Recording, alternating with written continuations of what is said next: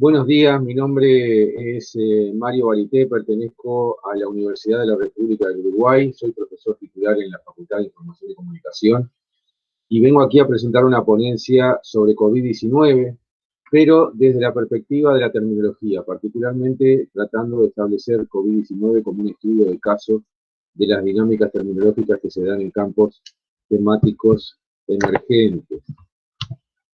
Lo primero que debo decir es que, bueno, dar un panorama general aquí que no es nada nuevo para ninguno de nosotros, ¿verdad? Es decir, a través de esta pandemia se han movido cosas que parecían inconmovibles, hemos aprendido formas diferentes de actuar socialmente, de trabajar, de educarnos.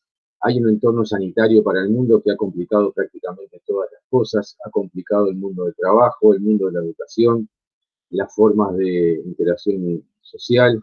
Y también creo yo que se ha abierto una brecha en el saber aceptado en diversas disciplinas, no solo en las disciplinas de la salud o en la de la gestión de la salud o en las relacionadas con la biología, la biología, sino también en las ciencias sociales y humanas. Y todo esto tiene necesariamente un correlato en el lenguaje en general y particularmente también en el lenguaje terminológico. ¿Cuáles son los objetivos de este trabajo? Bueno, desde la perspectiva de la terminología y la organización del conocimiento, que son las dos disciplinas en las que habitualmente trabajo, buscamos analizar el cuerpo de conocimiento generado en torno a la pandemia para responder a algunas preguntas. La primera, ¿surge alrededor del virus y la enfermedad un nuevo dominio del saber? Si fuera así, ¿qué tipo de dominio sería y cuáles serían sus características? Y en tercer lugar, ¿cómo se ha organizado la terminología del eventual nuevo dominio del presente? Y sobre todo ver también qué lecciones aprendidas, qué enseñanzas nos ha dejado esta pandemia desde esta perspectiva, desde la perspectiva del lenguaje. Mis dos áreas de referencia son la terminología y la organización del conocimiento. Yo no soy lingüista, provengo del área de la información, de la bibliotecología, de la ciencia de la información. Por lo tanto, a la terminología llego desde esa perspectiva, desde la perspectiva del analizar los términos y las voces especializadas para fines de organización, en tesauros, en bancos de datos, o en diccionarios y glosarios especializados, en sistemas de clasificación. Y, y también desde la perspectiva del análisis de terminología para cuestiones propias de nuestra área, como son la clasificación, la indexación de documentos, y todo lo que tiene que ver con neologismos particularmente es importante para nosotros porque lo que hay detrás siempre son documentos que hay que clasificar, que hay que analizar, que hay que organizar de determinada manera, sean documentos convencionales o digitales. Primera pregunta, entonces, ¿qué es un dominio? Vamos a ponernos de acuerdo primero sobre qué es un dominio, esta palabra que evoca cuestiones vinculadas con territorios, con delimitación de territorios, con la propiedad de esos territorios. Según la Real Academia Española, un dominio es un ámbito real o imaginario de una actividad o un orden determinado de ideas, materias y conocimientos. Según una definición de un diccionario que hemos escrito con nuestros colaboradores hace unos años ya, es un dominio, es todo ámbito del saber o de la experiencia humana que se caracteriza por su especialización. Esa es una característica muy clara, o por la posibilidad de ser delimitado en función de las prácticas o los intereses propios de una comunidad de discurso, una comunidad de práctica o una comunidad de usuarios, pero finalmente una comunidad, es decir, personas que comparten algo y que lo comparten de una manera específica. Por eso es que los elementos de los dominios siempre conviene analizarlos desde las prácticas sociales especializadas, cuáles son esas prácticas y cómo se desarrollan, y también quiénes son los que la desarrollan y cómo esas prácticas generan determinados desarrollos desde el punto de vista teórico, desde el punto de vista de las ideas, desde el punto de vista de métodos, técnicas y procedimientos, desde el punto de vista de su reglamentación, de sus principios éticos, desde el punto de vista de sus aplicaciones o productos que son los que finalmente confirman la utilidad social de ese dominio. Y sobre todo a través de la gestación de comunidades de discurso. a través de esas comunidades de discurso que empieza a generarse una terminología propia de ese dominio también. Cuando digo propia no estoy hablando de terminología exclusiva de ese dominio. Puede ser que una parte de la terminología propia sea exclusiva, pero otra seguramente será compartida con otros dominios o provendrá de dominios preexistentes con mayor o menor cambio de los conceptos, con mayor o menor alcance de los conceptos que están en el origen de esa terminología. Bueno, hay varias maneras de clasificar o tipologizar a los dominios. A nosotros nos interesa sobre todo establecer estas tipologías. Una que tiene que ver con la dimensión de los dominios, de aquellos que son realmente muy grandes, muy amplios, de amplia cobertura, como las ciencias sociales, podríamos hablar de macrodisciplinas. Otros que tienen que ver con disciplinas tradicionales, con ciencias, con tecnologías, con disciplinas sociales humanísticas, y sus subdisciplinas, y también como fenómeno del último siglo, el surgimiento de muchas interdisciplinas o multidisciplinas, o sea, espacios que se dan como de intersección, como de preocupación en el estudio de determinados fenómenos de la realidad desde distintas perspectivas o desde distintos enfoques, y también microdisciplinas en torno a cualquier tópico de significación, y particularmente también el desarrollo de áreas o de campos temáticos. Esas son las formulaciones generales que podemos darles, que tienen que ver con oficios, con deportes, con prácticas idóneas, es decir, con una cantidad de situaciones, también con estudios particulares, ¿sí? Como en inglés hay una palabra muy apropiada para esto, que es studies. En español no siempre se los conoce así, salvo por ejemplo en estudios culturales o en otros ámbitos similares que tienen también muchos componentes multidisciplinarios o interdisciplinarios. Otra tipología más reciente, entonces, que tiene que ver justamente con esto, es la que distingue entre dominios puramente disciplinarios, que cada vez son menos, porque cada vez los dominios puramente disciplinarios tienen más puentes con otros, pero por lo menos estos dominios clásicos tienen objeto de estudio bien determinado, su propia teoría, sus propios métodos, su propia convalidación universitaria, por ejemplo, ¿no? Lo que no sucede siempre con dominios de constitución multidisciplinaria o interdisciplinaria, porque esa convalidación universitaria, cuando existe, se da de manera transversal, es decir, no hay, generalmente no hay facultades, por ejemplo, que atiendan a determinado dominio de constitución interdisciplinaria, pero sí puede haber grupos de estudio, sí puede haber algún centro de investigación, sí puede haber espacios transversales para que estos dominios se desarrollen. Y una tercera tipología, que es la que venimos a presentar aquí, tiene que ver justamente con otra clasificación bastante clásica entre dominios consolidados, o sea, aquellos que han alcanzado un alto grado de certezas, que han acumulado teorías, métodos, prácticas, que cuentan con una masa crítica ya establecida, y dominios emergentes, una expresión que se ha sentido mucho y se ha escrito mucho sobre ella en los últimos 50 años, en donde aparecen áreas especializadas de saber que se construyen con masa crítica que proviene de distintas especialidades y que atienden fenómenos de la realidad, fenómenos nuevos. Y particularmente dentro de estos dominios emergentes venimos a proponer acá la idea de dominios de emergencia súbita, como un tipo de dominio emergente que sin embargo tiene características particulares y por eso quizás amerita que se los denomine de una manera diferente. Bueno, ustedes se preguntarán cuáles son estas características que ameritarían crear una nueva expresión. Y las que hemos identificado en estos dominios tiene que ver con una irrupción intempestiva, no anticipada por estudios prospectivos, no esperada, que además tiene una magnitud inesperada en términos económicos, políticos y sociales, que además genera un gran volumen de información y documentación en muy poco tiempo, y que ese gran volumen de información y documentación tiene fiabilidad muy diversa, muy discutida, muy controversial, y además una gran intersección, eh, grandes niveles de intersección entre distintas áreas de conocimiento y abordajes múltiples, no solamente por la gravedad de los problemas, sino también por la necesidad de enfrentar estos problemas desde distintas perspectivas. Todo lo cual, yendo a lo que nos importa en esta ponencia, genera una terminología inestable y ambigua, que es de urgencia, como todo lo demás, y que complica mucho la tarea habitual de profesionales mediadores como los periodistas, los divulgadores, los diseñadores de campañas, los gestores de contenidos, los bibliotecólogos, los traductores. Vean ustedes cuántos dominios quedan de alguna manera enganchados, atados en estas problemáticas, y además quedan enganchados y con problemas a resolver, sobre todo vinculados con, bueno, cómo traducir términos, cómo divulgar determinados conceptos, cómo trabajar desde el periodismo y los medios de comunicación estas cuestiones, cómo identificar esa terminología que es propia de estos medios súbitos, ¿no? Y cómo seleccionarla y cómo relacionarla.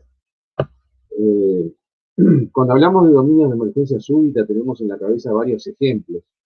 La mayoría de ellos, en los últimos 40 años, vinculados a virus que aparecen y las enfermedades que provocan, o el conjunto de enfermedades que provocan que en realidad tienen algún nombre común.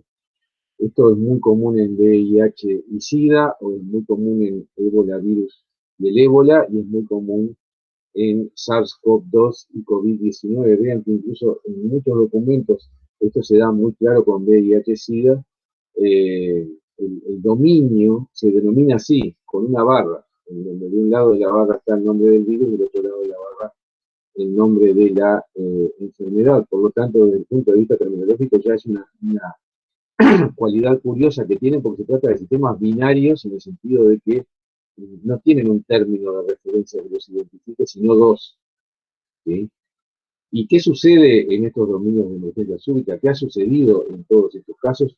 Y otros, como por ejemplo el derribo de las Torres Gemelas, que también generó alrededor un nuevo dominio, mucho conocimiento, mucha generación de conocimiento y de investigación, eh, en cuestiones que hicieron renacer áreas que estaban un poco escondidas, un poco olvidadas, como todo lo relativo a la investigación sobre Anthrax, porque hubo un periodo inmediatamente posterior a septiembre de 2001 en el cual se manifestaron formas de terrorismo postal a través de la introducción del virus del Anthrax en sobres de correspondencia que iban dirigidos a distintas jerarquías en Estados Unidos, pero también en el resto del mundo. Y bueno, lo que se ha dado como dinámica terminológica común en todos estos casos, que es un poco diferente a las dinámicas terminológicas de los dominios emergentes en general, es que acá empiezan a aparecer una cantidad enorme de sinónimos, de terminologías alternativas, de variantes de los términos y de las voces, eh, problemas para establecer las relaciones semánticas entre esos términos, dificultades para establecer un mapa de esa terminología, eh, la rápida obsolescencia y la sustitución de términos, las traducciones alternativas que aparecen porque hay que traducir rápidamente, por ejemplo, del inglés al español, y resulta que lo hacen traductores que están trabajando de forma separada, compartimentada, por supuesto, en sus respectivos países o en sus respectivas organizaciones. Y algo muy propio de estas dinámicas es que hay una carencia muy visible de obras de referencia porque no hay tiempo para escribirlas, no hay tiempo para poder relacionar esta terminología, ordenarla, definirla correctamente. Y entonces, claro, no hay glosarios, no hay clasificaciones científicas o técnicas, no hay tesauros para bibliotecas, no hay diccionarios de referencia, o recién ahora se empiezan a construir, por ejemplo, en relación al dominio de SARS-CoV-2, COVID-19, recién ahora empiezan a aparecer glosarios que son como un apoyo a las campañas de prevención de salud. Quiere decir que acá hay características que son muy propias de estos dominios desde el punto de vista de la terminología. ¿Y cómo se puede estudiar esto? Bueno, se puede estudiar desde dos perspectivas, desde dos abordajes, ¿no? Uno macroestructural, viendo la organización del dominio, su mapa, su estructura interna, sus ramas principales, la procedencia disciplinaria de los términos que empiezan a aparecer como propios de estos dominios de emergencia súbita, y después un abordaje microestructural que es el análisis término a término, que tiene que ver con la identificación de términos ya existentes y la definición, si esas definiciones han cambiado o no, si directamente se toman como venían de otras disciplinas o si se modifican. Es muy claro que, por ejemplo, hay una voz como cuarentena que ha ampliado su significado en diversos sentidos a partir de esta pandemia. hay una definición de cuarentena que es clásica y hay otra que es propia de esta realidad que hemos estado viviendo en el último año. También el análisis de neologismos, también el análisis de sinónimos, también la identificación de entre varios sinónimos aquel que pueda ser más representativo para ser comunicado, por ejemplo, a través de un documento de un glosario o para ser el elemento principal de traducción de un concepto. Y también los análisis de obsolescencia que, como decía, se dan acá de una manera vertiginosa. Voy a hablar de algunos resultados macroestructurales, sobre todo porque se ha hecho mucha investigación desde la bibliometría sobre distintas bases de datos que agrupan la documentación sobre investigación en todo el mundo. Nosotros hemos hecho una también, pero muchísimas. La que hemos hecho con Ezequiel Fontanz en la universidad, ha identificado en la Web of Science estas áreas como las principales alrededor de las cuales estuvo concentrada la investigación. Vean que aquí no hay casi ninguna referencia a las ciencias sociales humanas. Quiere decir que la investigación en relación a la pandemia desde las ciencias sociales humanas es más reciente y no tiene la dimensión que tiene en todas estas áreas. Y además hay un escaso número de neologismos. En realidad, gran parte de la terminología de la COVID-19 viene de disciplinas preexistentes, de dominios preexistentes, y de ahí se toma, como decíamos, ya modificando el alcance de algunos conceptos o manteniendo los conceptos originales. De todas maneras, aunque hay escasa terminología original, sí hay mucha confusión ya desde el vamos, ¿no? Por ejemplo, en torno al nombre del virus o en torno al nombre de la enfermedad. Me voy a concentrar en el nombre del virus un minuto. Todo el mundo habla de coronavirus, hablan hasta los especialistas, hablan los divulgadores, se habla en las campañas de prevención. Sin embargo, el nombre del virus no es coronavirus. El nombre del virus es SARS-CoV-2, que es una de las variedades de un virus más genérico que se llama coronavirus. Y además, pese a la aparente novedad del término coronavirus, es un término genérico acuñado en 1968. Lo que ha sucedido es que todos los coronavirus anteriores que fueron identificados como tipos especiales no han provocado afecciones muy graves, y cuando las han provocado ha sido sobre un número tan limitado de personas que en realidad no provocó ningún tipo de impacto en materia de información. Y en el caso de la enfermedad, bueno, entre el 19 de diciembre de 2019 y el 11 de febrero de 2020, en la presentación está mal ese dato aquí, el 11 de febrero de 2020, donde la Organización Mundial de la Salud estableció el nombre oficial de la enfermedad como COVID-19 y en mayúsculas, ¿sí? Antes y después se han manejado una cantidad de nombres para la enfermedad. Ahí tienen ustedes algunas. Y además luego todas las variantes de cómo se escribe COVID-19, incluso olvidándose de guión, olvidándose de 19, olvidándose de mayúsculas, etcétera. Todo lo cual provoca una especie de inestabilidad gráfica en relación al nombre de la enfermedad, incluso teniendo un nombre oficial para la misma. Y después, bueno, un solo ejemplo, ya que estamos muy limitados de tiempo aquí, para plantear cómo un dominio de emergencia súbita empieza a relacionarse con otros dominios y cómo genera espacios de multidisciplinaridad y de interdisciplinaridad. Nosotros encontramos un estudio hecho desde la dermatología, una investigación que encontró que hay 5 patrones cutáneos que pueden auxiliar al diagnóstico y al tratamiento de la COVID-19, porque estos 5 patrones correspondían ya de antes, en dermatología, a afecciones diferentes, habitualmente inconexas, pero en este caso, al relacionarlas con la COVID-19, se vio que estas 5 afecciones aparecían en distintos estadios de la enfermedad. Es decir, los abañones, por ejemplo, aparecen como manifestaciones dermatológicas en pacientes jóvenes que pasan prácticamente sin sentir la enfermedad o prácticamente con muy pocos síntomas. En cambio, las máculas y las pápulas pequeñas aparecen en pacientes graves y con enfermedad avanzada. Quiere decir que, aparecida una de estas afecciones en pacientes de COVID-19, se puede establecer también el nivel de gravedad por la que atraviesa el paciente, ¿sí? Y entonces, lo que ya existía de antes de manera inconexa, ahora se conecta aquí porque hay un vínculo especial con el dominio de la COVID-19, y entonces aquel conocimiento preexistente ahora se relaciona de manera diferente. ¿sí?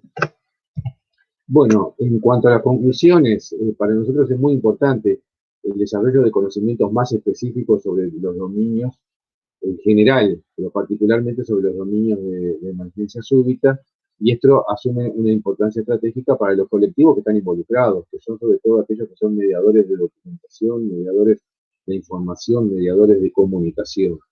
Por eso que se requiere sistematizar el conjunto de las características comunes a todos los dominios, porque si bien aparecen esas clasificaciones de dominios que hemos mencionado, en realidad se escribe muy poco de una manera sistemática sobre ellos y sobre por qué podría ser importante realizar esa sistematización. Eh, el estudio de caso de COVID-19 permite determinar que aquí es posible que haya un dominio, que además es un dominio binario, por lo que decíamos hoy, y es posible, es muy visible, muy perceptible que es un dominio de características multi e interdisciplinarias, y si se da por aceptada la existencia de dominios de emergencia súbita, claramente es un tipo de dominio de emergencia súbita.